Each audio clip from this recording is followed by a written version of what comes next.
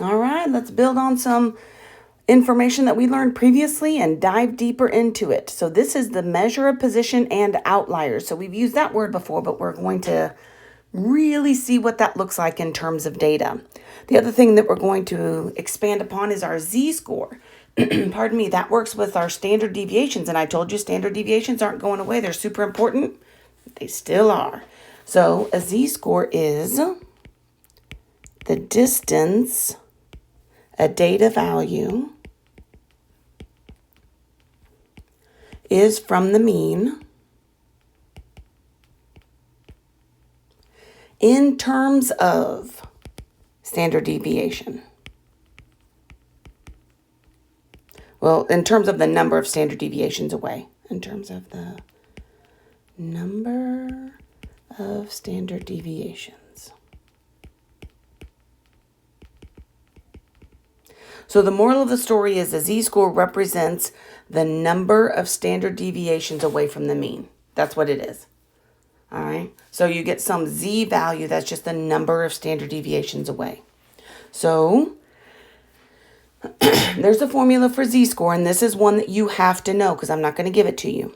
So z is equal to the data value. I'm going to give it to you generic, and then I'll give it to you with symbols. Minus the mean over the standard deviation. That's it. This, regardless of the symbol that we use for data, regardless of the symbol for mean, and regardless of the symbol for standard deviation, because we've already talked about different symbols for those at this point, right? That's what we're looking at. So if I want to find population z-score, then I'm going to look at z is equal to the x minus mu over sigma, because those are the symbols for the population mean and the population standard deviation, right? And so then what if I want to find sample z-score? That's going to be z is equal to x minus x bar over s, because those are the symbols for sample. Literally, it's the same thing though. No matter what, it's always going to be the data value is the data value. The mean is the mean, and the standard deviation is the standard deviation. It doesn't matter what the symbol is. This is the z-score formula, and it works for every z-score out there. And as we progress through the course, we're going to be doing z-scores, and we're going to look at different means and standard deviations. So we're going to have different symbols that we're going for. But nonetheless, this is still the same base that we're looking at. All right. One more thing that I want to say about z-scores here is that z-scores are unitless. Well, two more things I want to say. Sorry about that. They are unitless, like they don't have a unit. You don't say z-score points or something, because they're literally standard deviations. So we already know what the unit is because it's the standard deviations that we have. All right. The other big deal that's associated with z-scores is if I'm looking at my mean, my z-scores to the right are positive. I missed my C there. And the to the left are negative. And it's not that it has a positive or negative value, because it's still distance. And distance is always positive. So because distance is always positive, and when you have a positive z-score, just means right. Negative z-score just means left. All right? Okay. Now, let's do an example so we can see how this all plays out. Determine whether, I'm going to scoot this up just a little bit because I want to see that formula that's still on there. Okay, so determine whether the Boston Red Sox or the Los Angeles Dodgers had a relatively better run producing season. The Red Sox scored 876, excuse me, and play in the American League, where the mean number of runs scored is 731.2. Notice that that's a mu. So that's population mean. And the standard deviation is 72.6. So that's what's looking at here for our Red Sox. And then the Dodgers scored 804 runs and play in the National League, where the mean is 710.8 and the standard deviation is 60.2. So what we want to know whenever you want to make these comparisons is you're trying to figure out how many standard deviations away, right? And then that's what a z-score is.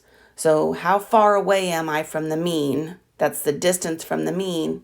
And then we can get that with a z-score. So we can have Red Sox and we have the Dodgers. So z is going to be my data value minus the mean over the standard deviation. So my z-score here is my data value. Oh, I should have done it in green because that matched, right? Well, there you go. I'll switch over to green here. So z is my data value of 876 minus the mean of 731.2 divided by my standard deviation of 72.6. And then you just plug that into your calculator. Now, let me give you a tip, all right? If you just plug this into your calculator by itself exactly like this, it won't work because order of operations tells us that the numerator has to be put together first, then you can do your division. So if you're just plugging it into your calculator, make sure you put parentheses around that numerator and then divided by 72.6. All right. And then we're going to take this to 2 decimal places, 1.85. All right. So make sure you have that. Now we're going to do the exact same thing over here. Same formula, x minus the mean over the standard deviation, and plug in those values. So my data value is 804 runs. Minus the mean, and the mean for the National League is 710.8, divided by my standard deviation of 60.2. And I did that wrong, standard deviation on the first one. I looked at the wrong thing there. That's my bad. So you're probably like, wait, no.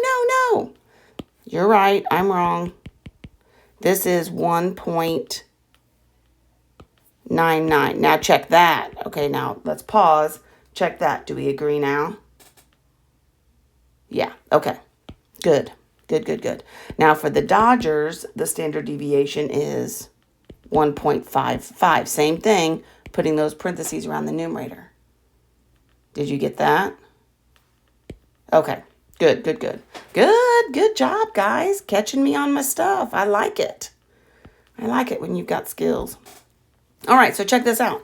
This means that the Red Sox, according to this piece of data, is 1.99, so it's above, which, yeah, thank you, Captain Obvious. My mean value is 731, and they had 876 runs. So, yeah, it's above the mean, so we know it's going to be positive because that's what takes it to the right. And it's almost 2 standard deviations to the right, away from the mean, and then 1.99 standard deviations is what that stands for. Here, I have, again, the Dodgers had over the average of runs, so my z-score is 1.55. That means from my mean, I'm 1.5 standard deviations, and it's positive, so it's to the right. Now, which one is farther away? So if I'm looking at my score and I've got my mean, how much farther ahead, how much farther away from the mean of each one of these? Who has the better runs? Determine which one is relatively better run producing season. The Red Sox. Exactly. Because they are farther away from the mean relative to what it is that they're looking at. So the Red Sox had a better run producing season because they're farther away from the mean. I don't know. They are farther away from the mean.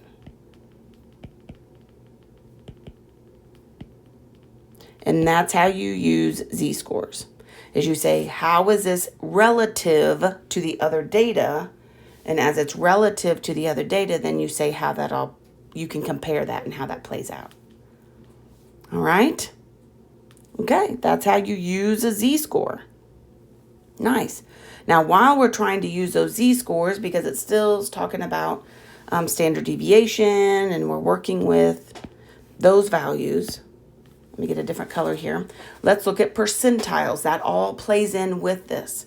So a percentile, right, we're just saying the kth percentile, which means, I don't know, whatever percentile you're talking about. It's usually denoted as P sub k of a set of data is a value which that k percent of the observations are less than or equal to the value. I really jammed those up. Let me clean this up. Less than or equal to the value. All right? So if you're in the such and such percentile, which it happens all the time, right? Which percentile are you? If you go to the doctor, they say the percentile of where you're at or what your score is on standardized tests, all that kind of stuff. All right, such as old Jennifer here. She just received the results of her SAT exam. Her SAT math score of 600 is in the 74th percentile. What does that mean? Well, that means that 74% of the SAT scores are 600 or less. But that also means that 26% of the SAT scores, that's plural, are greater than 600, right? So when they say you're in the 90th percentile, that means if I'm looking at this curve, you're up here at 90% and everything is less than that. There's only 10% higher. It means 74% is less and 26% is higher. That's what that stands for, right? Okay. And that's how a lot of times, that's how you get scholarships and those kinds of things are denoted because it's in whichever percentile you are, saying how far are you up or lower than what that average is. All right, cool.